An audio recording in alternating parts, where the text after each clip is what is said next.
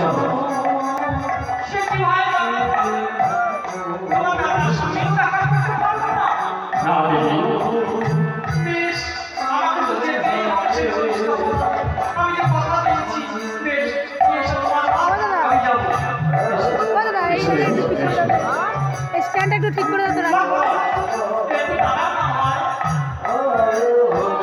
আমার বন্ধুর সঙ্গে আমি দেখা কিন্তু ভাই তখনই যে আমার যে ঘরে বৃদ্ধ শাশুড়ি মামা, আমাকে সেই শাশুড়ি হয়ে আমি বিদায় নিয়ে আসলাম। ছোট করে দাও। না দেবী সেখানেও তার অধিকার নেই। তুমি যা করবে এই হাতটি বের করো।